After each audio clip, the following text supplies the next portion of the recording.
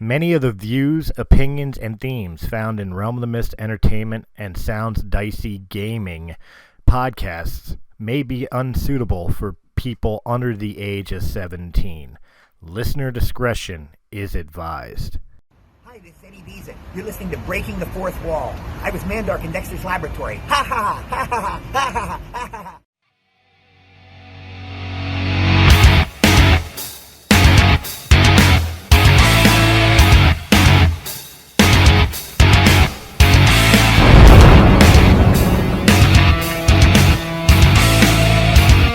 You are listening to Breaking the Fourth Wall on Realm of the Mist Entertainment.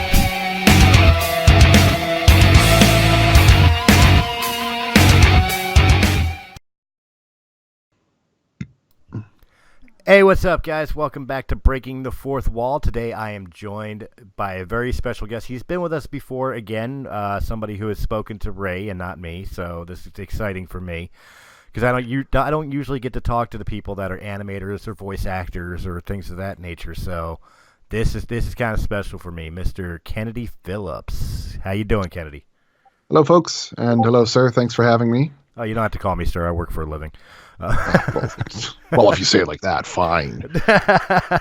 Sorry, it's the ex-military in me.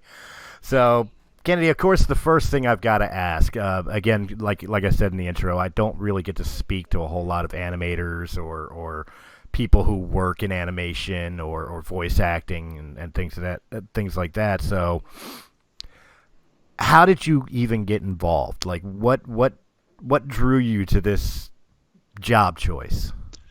Well, ever since I was a young little lad, I always had aspirations for grand adventures and the like in towards of making productions. I always really loved animation and cartoons. When my parents had approached me when I was like 6 years old, like 5 or 6 years old, they said, "What do you want to be when you grow up?" And I saw an episode of The New Adventures of Winnie the Pooh on TV, and I pointed. I said, "I want to do that." In general, I wanted to be in movies. I wanted to be in cartoons. I wanted to work on that kind of stuff.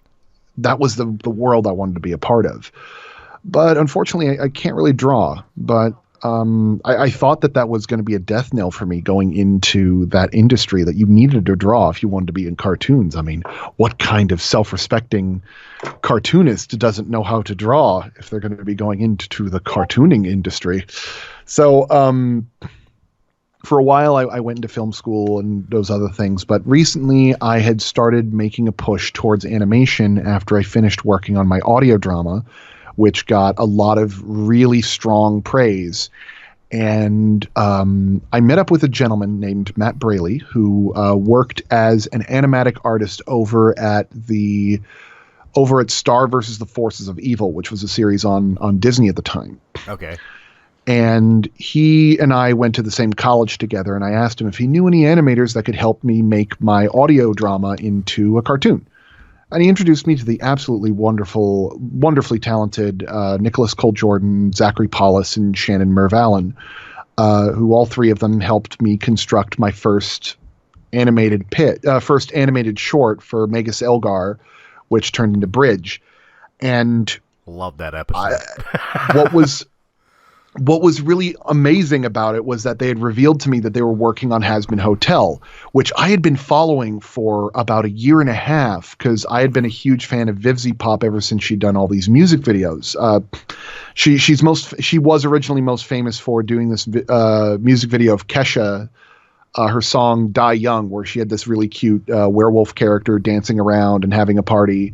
And it has like 48 million views on YouTube. It's crazy. Nice. But the Hazbin Hotel was like this new ambitious project she was working on, completely independent. She had like 75 animators working with her and tons of people. But they had revealed to me that the sound designer was also the composer. And I was like, well, the composer's going to have her hands full making the music.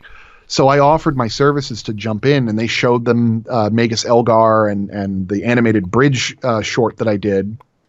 And she signed me on lickety split, and we just hit the ground running. Well, let me just clarify one part. The Magus Elgar, you said you weren't an artist, but you were the one that did animate that, correct? No, I was the director, I was the writer, and I was the sound designer. Okay. I spoke to my animators who helped me design the characters, who helped me flesh out what I wanted them to look like, and plan things out. As it turns out, now that I've spent a lot of time in the animation industry talking to professionals and other things like that, there's a surprising amount of people in the animation industry who are even running shows who have never been able to draw ever. Like the main creator for the Netflix series Big Mouth, he was a writer for animation, but he's never been an animator himself. That's absolutely fair. But when I started doing this podcasting thing, I started on YouTube before discovering that you can actually have audio formats. So trial and error, as I was the one that designed all the graphics and everything else, and I'm the furthest thing from an animator or an artist. Like you said, I can't even draw a stick figure right. So it amazes me to hear stories like that. That even though there wasn't really a background in hand art, if you will, that you were still able to achieve your goal and dream. That's really awesome to me. Yeah, I've been wanting to pursue this for a really long time, and it's not easy. It's not easy wanting to do that because trying to pay the bills and trying to do your day job and stuff like that. You have to really take a risk because when I made Magus Elgar, the animated portion, and even like the audio drama, I paid it out of pocket. I had been saving up ever since I had gotten into college. Because I knew at some point when I was done, I was with school, I would want to go and do something that was mine. Right. And initially, I had almost contemplated about giving up on the industry initially, because when I got out of college, I had a couple of gigs, but they didn't pay very well, and some were just flat out scams. Right. I had been scammed out of like thousands of dollars trying to find a job that I could be loyal to. And it was deeply frustrating. But I also had learned something very important during that time. And that was that I had always thought that being a director, being a creator, had this sacrosanct instinct, this transcendent talent that came with it. That, you wouldn't be a director unless you had like the experience to manage people, to figure out what it is to make those visions. And I had come to the conclusion, most people don't know what they're doing. Oh, you're not wrong. Most people, like there were so many times where I'd be on a project where like the director was so scatterbrained or just didn't have a clear image of what he wanted that I kept thinking in the back of my head, my God, I could do better than this. So as a final experiment to myself, I said, you know what? I have a very intrinsic understanding of sound design. That's like my bread and butter. That's the thing that I'm the best at. Right. I'm going to make something that's emphatically mine, something of my creation, something that doesn't require me like getting a whole massive team of filmmakers together to do.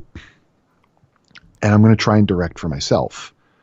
And it took me about 2-3 years to get Magus Elgar off the ground because I was trying to produce it while I was simultaneously making ends meet, doing whatever job I can get my hands on, and also being really apprehensive.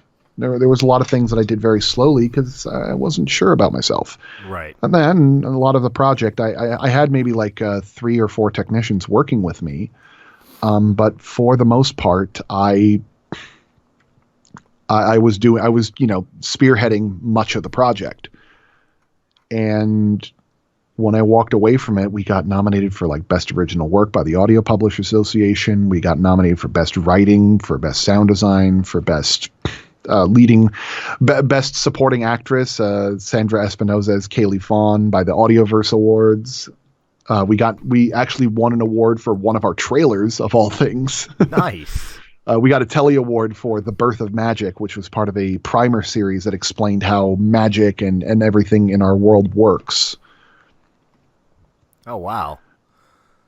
which you can see on YouTube whenever you want. They're very nifty, and they're narrated by yours truly playing as Magus Serling Tentorn, because that's what you want to see when you want to get go onto YouTube, is be entertained by having people explain very dry, boring facts about magic to your face.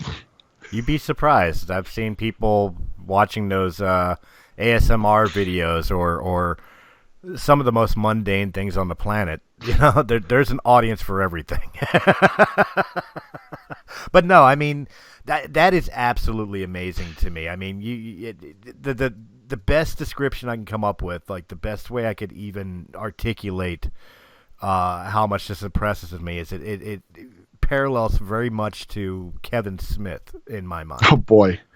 Well, if you want, I imagine that a lot of people here don't know what this show is about. I can tell you if you like. Please do. So, Magus Elgar is about two magic casters from the magical world of Hearth who discover a brand new form of magic from the dimension of Earth called science. To better understand it, they travel to Earth and meet a quantum scientist and accidentally pull all of his equipment into the magical world of Hearth, where they take on magical properties. Now they team up with the quantum scientist and his assistant to find a way to diffuse these scientific tools augmented with magical power, or stamps for short, before all of reality breaks apart, or at least before people find out it was their fault. See, I was sold on that when you told me that the other night. That's absolutely amazing. But what I meant by the parallel to Kevin Smith was pretty much somebody who didn't believe in himself, but had a vision and a dream, and you know, instead of taking the blows and saying, you know what, I give up, you know, took the bull by the horns and did it his own way, his own thing. And look where he's at, and I'm hearing the exact same thing out of you. That was the parallel I was trying to draw. But enough about that. Let's continue on with the other shows besides Magnus Algar. You also have Has Been Hotel. That's right. I had worked with Vivian Medrano for Hell of a Boss and Has Been Hotel, both of which I did the sound design for. It's probably one of the biggest, most ambitious projects I've ever been attached to, and that's even including my own. Because Viv wanted to do this without the support of like a major studio or anything like that, and that was for something of this scope being posted on YouTube, of this detail, of this quality. It was unprecedented. Especially with how like the feedback that she was getting from it, and getting the privilege to work on the sound design for it was truly a delight. I cannot tell you how exciting it was to be a part of that journey, to talk with these absolutely wonderful, talented people. Something that had happened during the production was, you know, like when you get close to the end of a project, people start getting really bogged down and they start getting tired. It gets very difficult to keep going. Right. And when I joined on the project, there was about maybe a month or two to go to get everything all done. And I could tell that like Viv was exhausted. All of the writers were exhausted. All of the animators were exhausted. They were doing work night and day, like these ridiculous 16-hour shifts. And it was just from the sheer passion they had for that project. They wanted to hit it before the end of this year. Right. They wanted to hit it in October. So what I started doing while I was working on Has Been Hotel was, while I'm doing my sound design, I would take a clip from the show that I had finished sound designing and throw it up on our group chat that we were all attached to. Okay. And the morale pulled a 180. Like everybody started getting excited again. They started getting really, really into it. Like they were waiting. Like some people were waiting for me every night to like show more clips of the show and how much these jokes landed when there was like a lot of sound design behind it. Right. Like, I think even Viv told me during our final mix session, she said, I've been watching this cartoon for like a year and a half now. I started to hate it. And this is the first time I've been laughing at these jokes again, that I've been so into it again. You've made me fall in love with this project again. That's And awesome. hearing that is just such a heartwarming experience. That's awesome. So is the project done? I mean, is there no further episodes coming? Or Well, right now they're I can't say too much of where it's going to go. I know they're in talks about Okay. trying to get this show picked up. I know that there's been discussion about Hell of a Boss trying to stay on YouTube, which is a much more constrained experience. It's a lot more focused. It's a lot simpler. Right. Like you could even tell in my sound design that I really pulled back, because Has Been Hotel, I went all out, almost to Icarus levels of magnitude. And I got a lot of criticism for that, and that's fair. Like doing sound design for animation is a completely different beast from doing it for audio dramas or even like live action recordings, because you're not sound designing based on the realism of what's happening. You're sound designing based on the emotion of what's happening. Well, maybe we could dig in a little bit to what exactly, for some people, to what exactly you mean by sound designing. Like, give me a typical scene where your expertise and talents would really come into play. Okay, so there's a in one of the more over the top, overblown scenes in Has Been Hotel, we have a character named Serpentius. He's this snake guy who's also like a very transparently Saturday morning cartoon villain. Okay. Who has a bunch of these like cartoonish looking eggs. And everything he says is just hammed up to the umpteenth degree. He is absolutely ridiculous. He's voice acted by a guy named Stamper, who does absolutely incredible work, because he is just all kinds of crazy, and I love him for it. Okay. Like if you look up the opening of a video game called Battle Block Theater, he does this amazing intro that was one of the funniest things I've heard him do. But anyway, a character like that, there is a lot of cartoony expectation behind him. Okay. And with a lot of cartoons back in the day, like in the 40s, 50s, 60s, a lot of goofy sound effects really sold the point of what was going on with the characters. Exactly what I was thinking. In terms of pratfalls, in terms of reactions, in terms of emotional state. The characters are larger than life, so the sound design needs to reflect that. Right. But then there's also things that kind of clue you in psychologically. Like when you hear certain sounds in a cartoon environment, there are certain expectations that go through your head of, oh, this is what I'm thinking about when I'm hearing this character talk. Like, for example, all these eggs are running around just talking nonstop to the guy, giving him praises and trying to get his attention and trying to get his favor. And to me, while I was looking at that, that sounds like a bunch of like, housewives all crooning at each other and gabbing and so on and so forth, which to an extent sound like a bunch of chickens balking at each other, right. Which they're eggs, so that fits well too. So adding that the chicken sounds as they're talking, like really a little bit lower on the region, lets you think about, okay, that's the emotion that they're portraying here, and it adds a little bit of humor to it. Okay, so basically, like I'm thinking like the old Looney Tunes cartoons where you see the behind the scenes where you're the guy clopping the dance shoes, the tap shoes on wooden boards and using the hand cranks and the pop whistles and. Well, there's actually a bit of a division there for it, because there's when you're doing sound design, it's actually a couple of jobs. There's dialogue editing, where you're making sure that all the characters sound like they're speaking out of the people that are in the scene, right? Making sure that they sound like they're in the world. There's Foley, where you're getting footsteps, clothing rustle, hard effects like picking up an object or like playing around with something, stuff like that. Like I'm holding this eyeglass case right now, and it makes an interesting noise, or like if someone's opening a case or something. Right. And then there is an extra dynamic that cartoons have, which is the cartoon sound design. The cartoon sound design is completely separate from the real stuff that's happening in the world and is more trying to appeal to the emotional side. This is like anything from pratfalls to characters making silly noises in the back, or like goofy twangs and boings and bounces and stuff. Right. To make it sound very clear in that zone. A good example of this, there are two cartoons that I think of. Well, there are three cartoons that I think of that do this really well, that make it its own character in the story. Invader Zim, Ed, Edd n Eddy, Okay. and Courage the Cowardly Dog. All of these are very over the top in their sound design, but they exist as their own character in the story, to the point where, like, you hear Rocco from Rocco's Modern Life, his shoes have a very iconic sound. Right. They have this like squeaky quality to it, but if you hear those footsteps, you know it's him walking.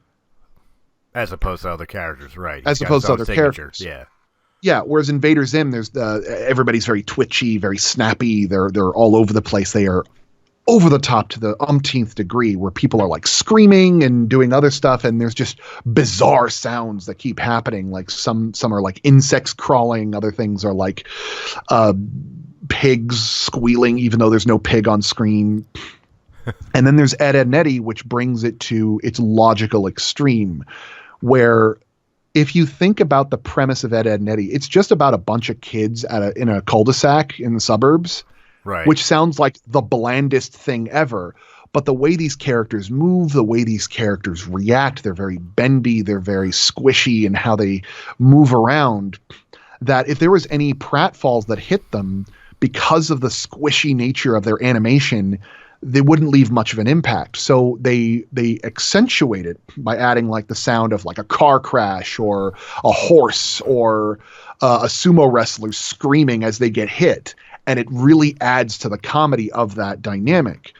Now, Ed, Edd n Eddy is a very specific example about that, because if you do that for a different kind of animation, it's too much. Like it draws away from the animation. Right. Which there were moments in Hazbin Hotel where I definitely might have gotten a little carried away in some places, but we discussed it and figured out what we want to do to find that balance. That was the real challenge, is finding a good balance while maintaining that style of like Rocco's Modern Life or Invader Zim or those cartoons from yesteryear that we all grew up with. Okay. Well, I've got to ask, what are some of your favorite sounds to use, especially ones that you find over the top, but it's just like, man, I really want to, I'm almost envisioning like, I really want to hit this button, type sound effect or Fun. whatever. Funny enough, there are tons of sound effect libraries, Warner Brothers to Hanna-Barbera, that are classic. They are cartoon sounds that you expect to hear in a cartoon, because they've just been so ingrained in our universal language of what an animation is. You hear these cartoons that have made these sound effects. These sound effects go as far back as like the 1940s, and they're still being used. It's kind of like the Wilhelm scream. Yeah. You know what I mean by that, right? Oh, of course. I'm a nerd. My favorite sounds are the ones where I can actually build. My favorite ones are always the ones that I get to build. For example, at the very end of Hazbin Hotel, this little character named Nifty gets hit by a door. Okay. And she just goes rocketing off the screen. And that was the sound of me taking a sledgehammer to a car door and combining that with like hitting a pipe and also having me scream. Like I actually did like a Tom and Jerry style scream in that and pitched it up to match to match that Nifty was like this cute little bug girl. Okay. That was one of my favorite bits to build, because it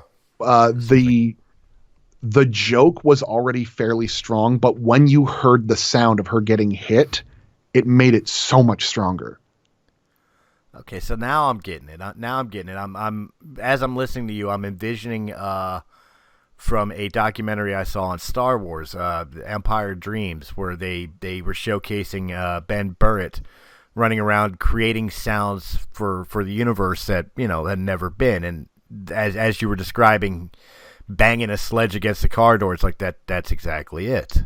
Yeah, like I've got like tools right here that I use all the time. Like one of my favorite sounds that I got to build for Has Been Hotel was a when you first come into the clock tower at the very start of the show.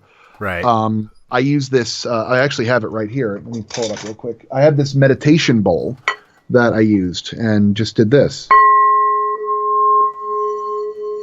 Oh, nice. That's And I messed around with that in the program to make it sound a lot better. And I combined it with some church organs and pitched and like had those like slow down and sound messed up. But in terms of sound effects that I can't wait to use, there is one sound effect that is probably one of my favorite, one of my favorites, because I got probably the biggest laugh I've ever gotten in a cartoon, just from the sound effect. And that was from Avatar: The Last Airbender. Are you familiar with the show? the actual show, not the Yes. horrible movie. Yes, yes. So in like season 1 or something, they go to the Earth Kingdom, and they run into this animal that's like this duck chicken. Like they just all the animals in it are like a combination of just two very typical animals brought together. Right. And this duck thing turns around and looks at Sokka. And the sound it just makes one quack at it, but it's the funniest quack I've ever heard, and I've been trying to recreate it because it sounds along the lines of just it's just really funny to listen to. Just this duck staring at him being like, "What are you looking at?" Oh my god.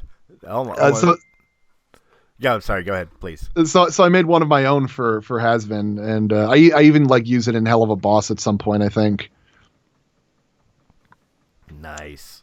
But it's fun because you get you have to think how it would fit emotionally in the scene just as well as literally, because there's a lot of sound effects where it comes in and you're like, that doesn't feel right. The sound effect placement is really important, because it can, if you use the wrong one, it can make the joke fall flat. I was just about to ask, have you had any times where like you've seen a scene or whatever, and it's like, oh, I've got the perfect sound effect for that, and you start putting it together and you put it to sync up to the scene, and as you hear it, it's just like, no, that's not going to work at all. As a matter of fact, yeah. I know I keep using Has Been Hotel as like the reference for it, but it's because it's like really fresh on my mind as well as Helva. But there's a scene where Alistair, the radio demon, and Husker, this casino cat griffin thing, are talking to each other. And I went as far as to test this. I went as far as I could, where every single motion had a sound effect to it, literally every single one. And if you listen to the final version, it didn't stay that way, because it was way too much. But the character, like doing each motion, stuff that didn't work, you could really feel like it almost feels like a distraction. Right. Something that I had to be very wary of is that like there's a lot of characters moving in these scenes in cartoons, and if you're sound designing a character that's like way in the background, the sound effect is not going to be attached to your awareness of what it is. You're like, if a character's like a character's making like boinging sounds in the back, but the focus is on a character in the foreground, you're like, what the hell is that boinging sound? Why is that here? Right. You're looking for it instead of paying attention to the character in the forefront. Yeah, like a great example of that kind of thing. I recommend, well, if you have a morbid curiosity, I recommend you look into a cartoon film called Felix the Cat. I believe it came out in the 80s or 90s or something, but it is one of the worst sound designed projects I have seen, because there's a scene where like the characters are talking and this character is in the background jumping on this robot trash can, making the most aggravating noises, and you're like, what the hell are you doing? Why is this important, and why is this louder than the characters talking? Just for anybody listening, that character would probably be me. Um, but no, I'm very familiar with Felix the Cat, and not recommended for younger audiences. That's all I'll say on that.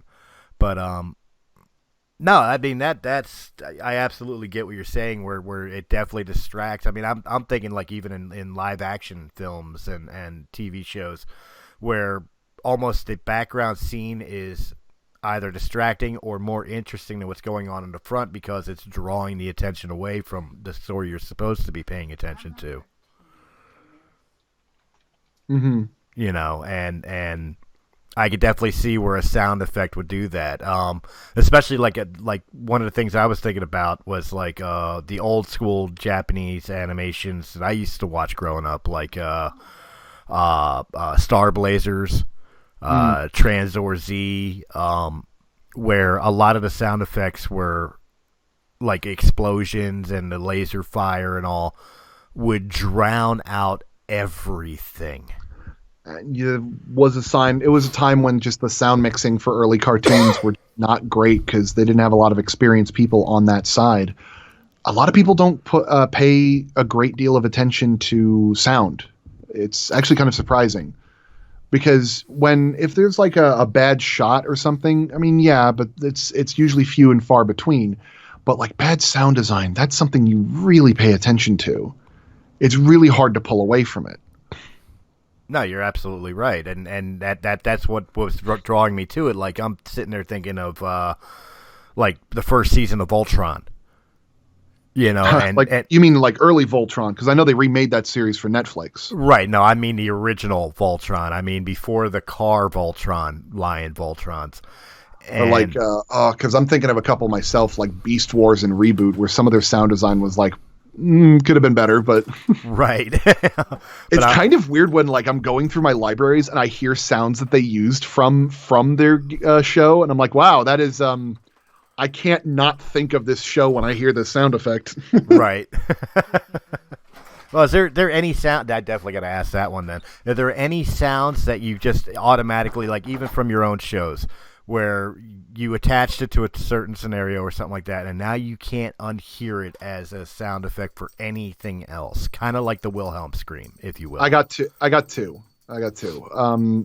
One is this alarm sound that I have where it's just this constant ee, but it's definitely like sounding like computerized and all that stuff. And it's the same alarm sound that they use in Reboot, the animated series, when a GameCube is coming down and they have to go inside the game and fight the user and all that stuff to keep the server from getting blown up for some reason. That's how that works. I never figured out why. So I've been going through that series again recently because the whole series is free on YouTube, and nice. It gets good. Like it gets really good later on. Like they understood what they were doing with that series by the time they got through like the first season.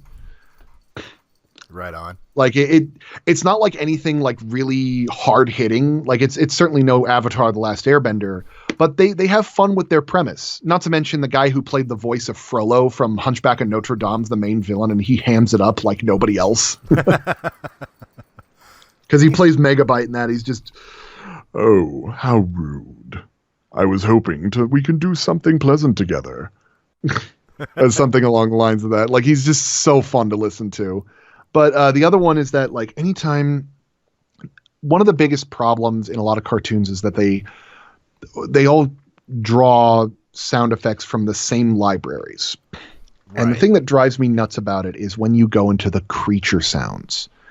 Now, I'm talking like for some reason, every T-Rex sounds like the T-Rex from Jurassic Park. Every bear sounds like it's got the same sounds. Every wolf has the same wolf sounds. And it can be aggravating because the moment you hear certain creature sound effects, you're like, I know what that is, and it's immediately pulling me out of it. Right. Like a great example of this is that you ever see The Babadook? No, that I've not seen. So The Babadook is a movie about this Australian woman dealing with a very troubled child after she had lost her husband. and they read this really terrifying children's story about this creature called the Babadook, which lives in like your closet and other things like that and does horrific things. And it's legitimately a scary movie. Like, it is an unpleasant, stressful experience all the way to the end, and I love every second of it. But then you get a point where you see the monster and they play this generic pterodactyl roar, and I'm like, and that has killed all of the tension this movie had. That sounds ridiculous. Why did you put that in there? Right. No, you're absolutely right. I'm thinking about it, and you brought it up, so now it's stuck in my head. It's the Wilhelm scream. I've always attached and associated the Wilhelm scream with Steven Spielberg slash, well, not just Star Wars, but like Steven Spielberg slash George Lucas films. Yeah. Like, if I hear it in Indiana Jones, I don't bat an eye because, it's Spielberg and Lucas. If I hear it in, which it wasn't in, but, if I hear it in E.T., it's like, well, Spielberg makes sense. But when I hear it on something like Lord of the Rings, as example, you're like, that's distracting. Yeah. I mean, it's a running gag with sound designers. Like, it's a very easily running gag, and there are some times when like some of those screams work. Right. Like Rick and Morty uses a lot of generic screams for a lot of their stuff when people are getting killed or dying or something like that, and they're fun. Like they're a little bit silly, they're a little bit cheap sounding, but that's by design. It's the key difference between doing it because you're lazy and doing it because you want to tell a joke. No, you're absolutely right, but it's like I get exactly what you mean by like that similar sound, and or it's not even sounds. Like I've heard, well, it is sounds, but I mean I've heard like the most mundane sound that I know I've heard that somewhere before, and it instantly like kills the suspension of disbelief, if you will. If there's anything that really drives me up a wall when I'm as a sound designer, is I'm watching a movie and I hear a sound design of something and I go, that's not what I would have done, or that doesn't fit. Because there's a lot of sound effects where just you listen to it and it's so good. Like listening to the shotgun from the Expendables, the fully automatic shotgun that Terry Crews uses. Right. Like, it's, oh my God. I described it once as it just sounds like pure sex. You just listen to it and it's just, wow, that is an amazing firearm. But then like you hear something that just does not fit. And I just can't help but, instead of me being in the movie, I'm just thinking of ways that I would have done it differently. The ways that I would have changed it. Like, for example, when I got assigned to work on a VR project for a short called Delusions Lies Within. Okay. It's this really interesting story where you get into this VR headset and you watch a movie of these two characters going into a house where every single room is a different section of this madman storytelling. And each one's like a different horror themed thing going on. There's this one character where they go into this library where the character is like this thing, this beast made out of firewood, where it's constantly on fire. Like it's smoldering and it's trying to like lurch over and grab them and stuff. And the original sound that they had just sounded like this very strained old man. But they had told me that the story behind this character was that she was a young girl who had been tossed into a fire by her parents, who were trying to get away from a danger in this story, and she became part of the fire. So what I did was I integrated the sounds of like bellows, like wind bellows, like those kind of like piston things that blows air into a fireplace, right, as part of her breathing. And I found some old recordings of little girls screaming, and I stretched them out and I mutated them so that like when she roars out, you hear the sound of the fireplace like getting hotter and like, but it's also melded with like this distant scream that there's a little part of this tortured girl's soul in there still. Oh, wow. There's like a lot of thought put into some design stuff like that. And I love doing that for so many of my things, where I'm trying to extrapolate what story is being told through these characters' sound designs. Going back to Has Been Hotel, since I know that's the hot ticket right now.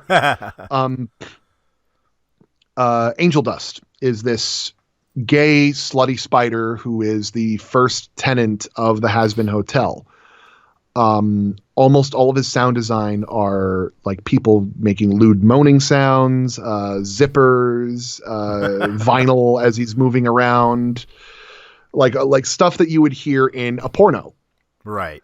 Like there's even a part where he does like this the air quotes with his fingers, and I make like this, like the almost like he's fingering something. Oh. And it's gross, but it adds so much to the character. Nice. One of the running gags that I had is whenever he said an innuendo, which there were a lot of, you'd hear the sound of a zipper. But I played around with that at one point where probably one of the best lines in the short. Serpentius grabs him with a chain and whips him across the street and slams him down on the ground. And Angel Dust goes, "Oh, harder, Daddy." And Pentius responds, "Son." And the sound that comes after is the zipper sound in reverse. Like every time that he makes one of those jokes, those innuendos, you hear like the zipper come down. But in this time it's just, nope, going up. I'm not touching that. Officially turned off. Well, we've been spending a lot of time on sound design, which is your bread and butter, as you stated. But I mean, that's not all you do in the animation community. Like you had mentioned earlier, you do some voiceover work, or some character voices, like you do with Magnus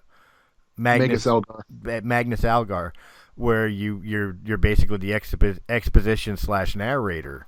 Have you done any other like voice acting within Has Been Hotel or Hell of a Boss or anything of that? Well, I do a lot even beyond of your own stuff. I do a lot of nonverbal lines in Hell of a Boss and Has Been Hotel. Like if you hear like a person screaming or something, chances are it's me. I play as like this little ghost in the background for Has Been Hotel. I'm also like this big, deep, booming voice that says "new arrival" at the very beginning. I do a lot of those small bits because it's like not something that they need casting for, but they want to get it out of the way, and I'll do my voices from time to time just to make it work.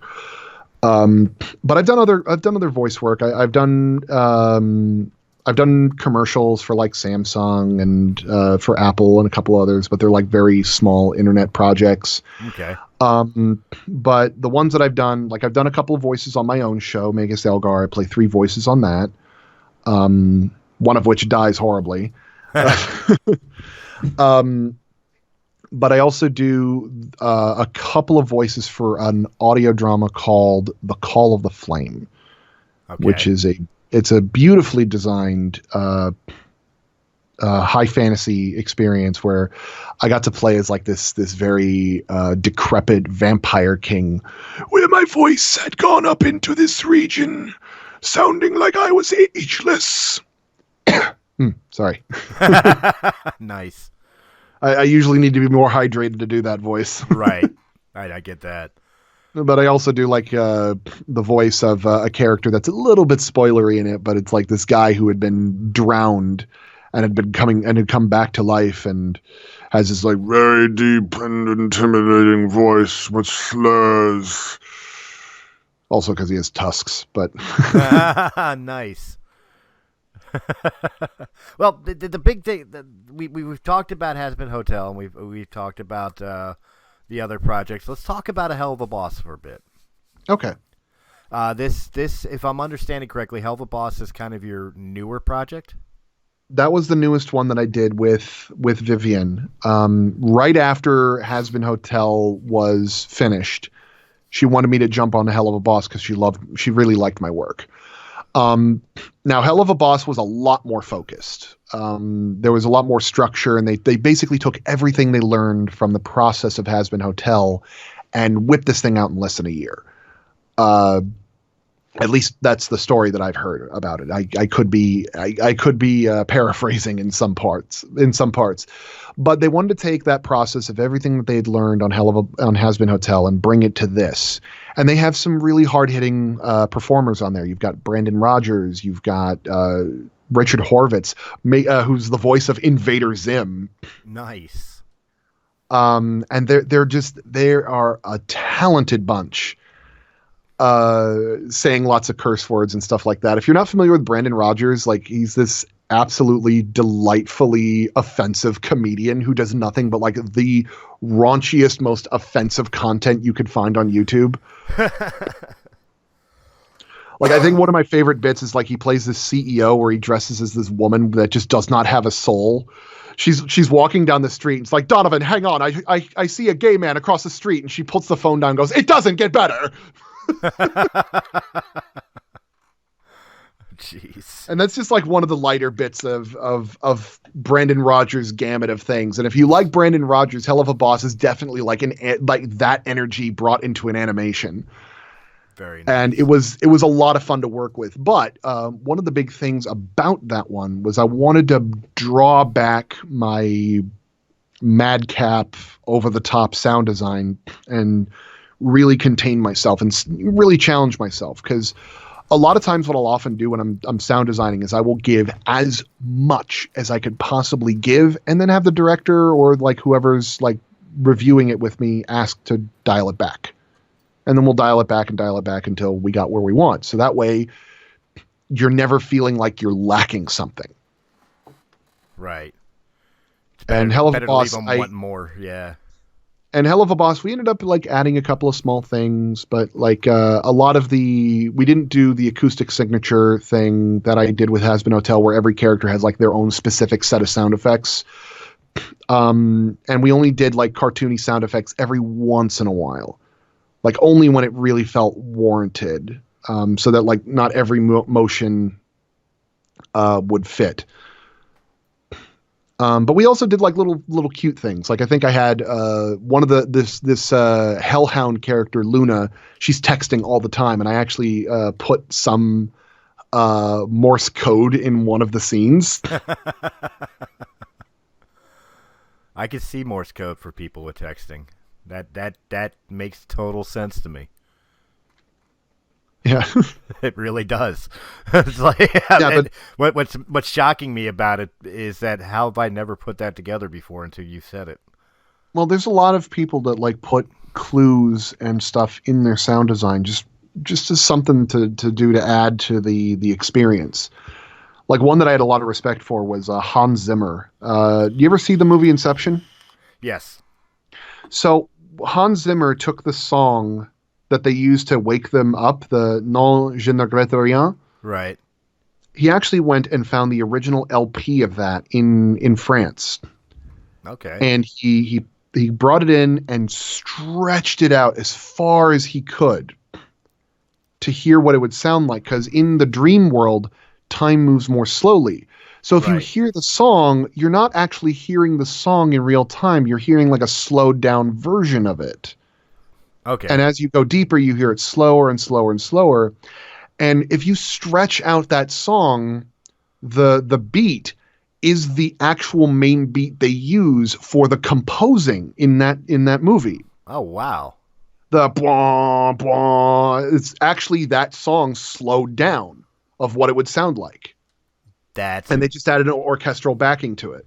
That's impressive. Like that's thought. That's something you put a lot of thought into. That is impressive. I never knew that. I really never knew that. I always thought it was just some sound effect that now has been, we were talking about sound effects that are overused. Almost every trailer uses that in some format now. Yeah. But to know that was originally just, a super slowed down version of that song, that's really impressive. Like they use that to make the sheet music, and that's just impressive to me. That is cool. So we are coming up on the hour mark here. So I know we have some other things we want to get in here. You had mentioned to me before we started recording. You had mentioned to me that you were getting set up to do a live stream. Yes, that's right. Tomorrow, that is November 27th at around 3 p.m. Pacific time or 6 p.m. Eastern Standard Time, I'm going to be teaming up with Ashley Nichols, who is an animator over at Too Loud, Ollie and Scoops, and Has Been Hotel, to do a live stream to as a fundraiser to help as a charity stream for an animal sanctuary in the in the California or Seattle area. I can't remember the exact details of it, but we're trying to help out an animal sanctuary, help them move to a new area, and get them the funding they need to keep operating. That's cool. Um, Most people who know me would tell you I love animals before more than I do people. So that really hits home for me. What's the goal? Well, we don't. I don't really have a goal right now. They usually don't like put up a goal or just like if you want to donate anything helps. We're going to be having quite a few people there. I know that we're going to be having Gooseworks, who did the music for Has Been Hotel. The voice actor of Angel Dust and Alistair are going to be there as well. I think Vivian is going to be there once she finishes her flight because she's going home for the holidays. And I know I think that a couple others might be there. I'm definitely going to be there. And we've got a lot of fun things planned. We'll usually like take requests, or we'll sing, or we'll talk about whatever. We might talk about a hell of a boss or other things like that, or even whatever projects that we've been doing. That's really cool. I'm gonna have to check that out. And if people maybe can't make it to the live stream, but they still want to help or donate, do you know contact information for people to do so, or that you could say on air here, or send me the information that I could put it in the descriptions? I can send you the information. I can also tell you that Ashley is usually pretty good about having the donation links in the description. Okay. For where you can pitch in for that. Okay, great. Absolutely, that's something. And you said it's basically going to be completely impromptu, just whatever people request or do, and you guys are going to do. So it's not like it's a planned out like episode or no. It's just us drama. having fun. It's a really great time because like a lot of people are just talking or taking requests and like doing skits. Like some people will ask us to ask people to say lines or reenact something or ask questions about the show, and we'll just do whatever.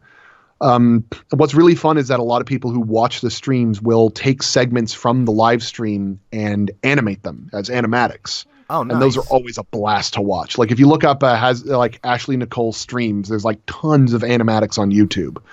But yeah, if you want to watch the stream, it's tomorrow at 6 p.m. Eastern Standard Time on YouTube. If you just look up Ashley Nicole's art or something like that, or just Has Been Streams or Honeycast or anything like that. Again, we'll have the descriptions in the we'll have the links in the descriptions below. So that way, in case you want to check that out, which I highly recommend, because it sounds like it's going to be a blast. I'll be there. I'll be checking it out. But before I give the outro here, I got to have a little fun. I want a little taste of tomorrow, if you're up to it. All right. I know you got some voices in you, so I'll let you choose the voice, and I'll even let you choose the dialogue. But let's have a little fun. I want you to give me a small speech in one of your favorite characters, and in that speech, I don't want it to be something that your character would normally say. Think like Liam Neeson's infamous lines in Taken. Now, I don't mean to do Taken, but I'm just saying like choose a speech you'd like to give. I got something. All right, cool. Something.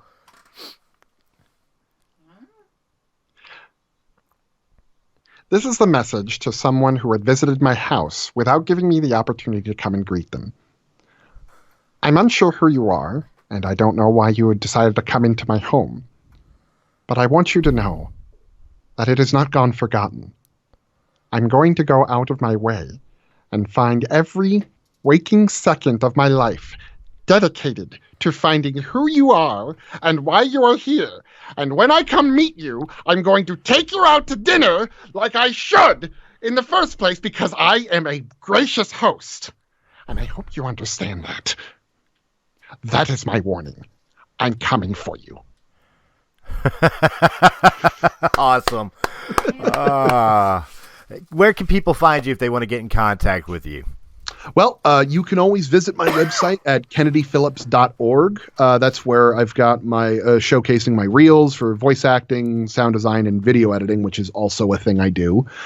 You can go to maguselgar.com to download your copy of Magus Elgar, where Season 1 in its entirety is available wherever audiobooks are sold, wherever pods are cast.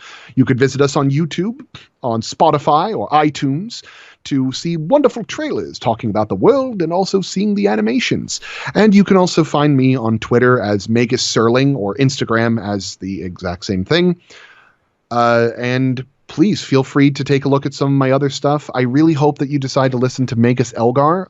It's been a passion project of mine, and I want to get enough of a following going so that I can continue doing this kind of thing, because I like writing the funnies that may eventually become the moving pictures for cartoons and such.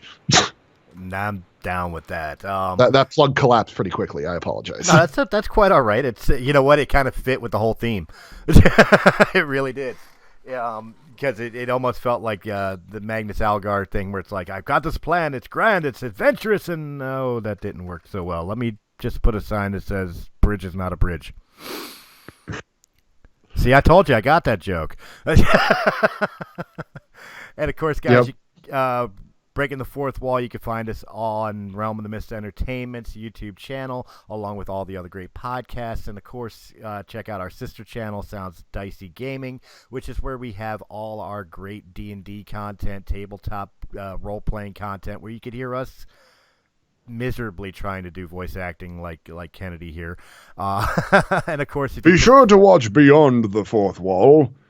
And be sure to make sure that you stay at an arm's length so that you can witness the adventure in safe company. There you go. And, of course, if you have a need for the audio versions, you can check us out, Realm of the Mist Entertainment, on Anchor.fm, iTunes, or wherever quality podcasts can be heard. Mr. Phillips, thank you very much. This was an absolute blast, and please, please do not be a stranger. We'd love to have you on again. It's been a pleasure, and I'm looking forward to it again. Maybe I'll have something else on the docket that I can showcase. Oh, absolutely. And if not, we could just continue to talk about what you do have. Of course. Thank you very much, guys, and we'll catch you on the next Breaking the Fourth Wall.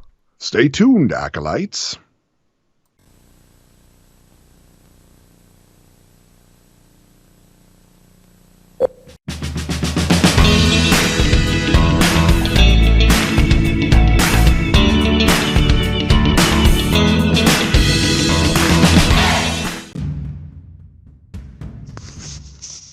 From celebrity interviews to Star Wars, to things that shouldn't be said but had to be said, to conspiracy theories, or maybe just a night of playing Dungeons and Dragons, whatever the podcast you're looking for could be found here at Realm of the Mist Entertainment.